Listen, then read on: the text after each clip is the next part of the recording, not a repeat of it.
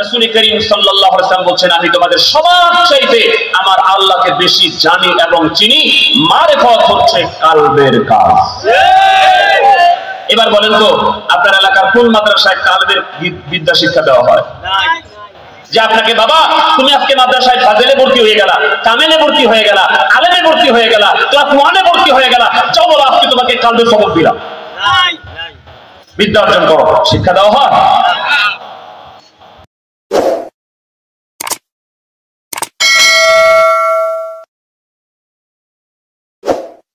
আপনি প্রশংসার দাবিদার।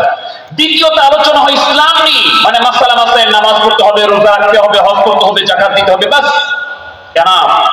কিন্তু রাসূলকে কি শুধু ঈমান আর ইসলাম নিয়ে প্রশ্ন করেছিলেন? শুধু কি দুইটা ছিল? না না, কয়টা ছিল? সবাই বলেন না, কয়টা ছিল?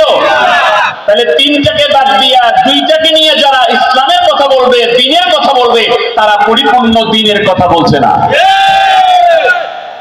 পরিপূর্ণ দ্বীনের কথা বলতে গেলে আপনাকে তিনটাই বলতে হবে। কয়টা বলতে হবে? তাহলে তিনটার তৃতীয় নাম্বারটা কি? এটা হচ্ছে ইহসান। ইহসান কাকে বলে? হযরত জিবরিল প্রশ্ন করলেন, হুজুর মা মা'নাল ইহসান, দয়াল নবী গো ইহসান কাকে বলে? রাসূল করিম সাল্লাল্লাহু আলাইহি ওয়াসাল্লাম জবাব দিয়ে দিলেন, আনতা আবুদাল্লাহ কাআন্নাকা তারাহু ফাইন লাম তাকুন তারাহু ফাইন্নাহু ইয়ারা। রাসূল বললেন তুমি এমন ভাবে আল্লাহর ইবাদত করো যেন তুমি আল্লাহকে দেখতেছো। ওটা যদি করতে না পারো মনে করো আমার আল্লাহ তোমাকে দেখতেছে। এবার সত্যিকার অর্থে আপনি আমাকে বলেন তো, এই যে আল্লাহকে দেখতেছো, আল্লাহকে দেখে দেখে বন্দী করার মতো ফিলিং, এই মাকাম, এই সিস্টেমে এবং ওই মানজিলে গিয়ে ইবাদত করা, এই শিক্ষা দেওয়া, এইটা কি কোনো আলিয়া মাদ্রাসায়, কোনো স্কুলে, কোনো কলেজে, কোনো ভার্সিটিতে এই ধরনের ইবাদত শিক্ষা দেওয়ার কোনো ক্লাস আছে? পদ্ধতি আছে? আপনি আমাকে দেখান তো, হ্যাঁ এই মাদ্রাসাটা আছে বা এই স্কুলটা আছে বা এই কলেজটা আছে যেখানে আপনি পড়ালেখা করলে আপনাকে ওই বিদ্যা শিক্ষা দেওয়া হবে, যে বিদ্যা অর্জন করলে আপনি আল্লাহকে দেখে দেখে বন্দী করতে পারবেন। এরকম আছে কি? তাহলে এটাকে বাদ দিয়া দ্বীন হয় না, পরিপূর্ণ দ্বীন হবে না। তাহলে পরিপূর্ণ দ্বীন মানতে গেলে আপনার ঈমান লাগবে, ইসলাম লাগবে, ইহসান লাগবে। তো ওই ইহসানটার নাম কি?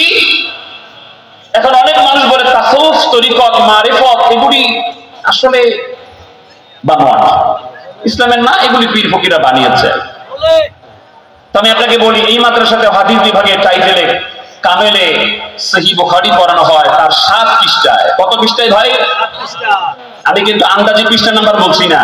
কোন আলেম ভাই এখন এই কিতাব আনলে কিন্তু আমাকে খুলে দেখাতে হবে যে আপনি তো বললেন 7 পৃষ্ঠা দেখান, তবে বাংলাটা আনিয়েন না, আবার গাইডটাই আনিয়েন না, যেটা পড়ে পরীক্ষা দেন এটা আনিয়েন না, যেটা মূল অরিজিনাল, যেটা আরবি টু আরবি, যেটার মধ্যে জের জবর পেশ দেওয়া নাই, দেওবন্দি ছাপ, ওটার 7 পৃষ্ঠায় আবু আব্দুল্লাহ মুহাম্মদ ইবনে ইসমাঈল ইবনে ইব্রাহিম আল জুফি আল বারদিসবা আল বুখারী রাহমাতুল্লাহ আলাইহি, তিনি বিশ্ববিখ্যাত আল জামি' আল মুসনাদ আস সহিহ আল মুখতাসার মিন উমুরি রাসূলিল্লাহ সাল্লাল্লাহু আলাইহি ওয়াসাল্লাম ওয়া সুনানিহি ওয়া আইয়ামিহি, আই সহিহ আল বুখারীর 7 পৃষ্ঠায় বলছেন, বাবু কওলিন নবী সাল্লাল্লাহু আলাইহি ওয়াসাল্লাম আনা আ'লামুকুম বিল্লাহি ওয়া আন্না আল মা'রিফাতা ফি'লুল কলব। রাসূল করিম সাল্লাল্লাহু আলাইহি ওয়াসাল্লাম বলেন আমি তোমাদের সবার চাইতে আমার আল্লাহকে বেশি জানি এবং চিনি।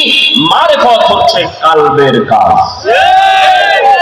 এবার বলেন তো আপনার এলাকার কোন মাদ্রাসায় কালবের বিদ্যা শিক্ষা দেওয়া হয়?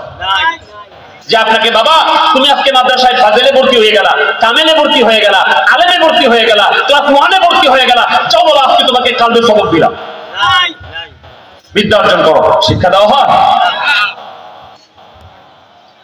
আমার রাসূল বললেন আল্লাহকে চিনার বিদ্যাতে চাই, যা কালবের কাজ।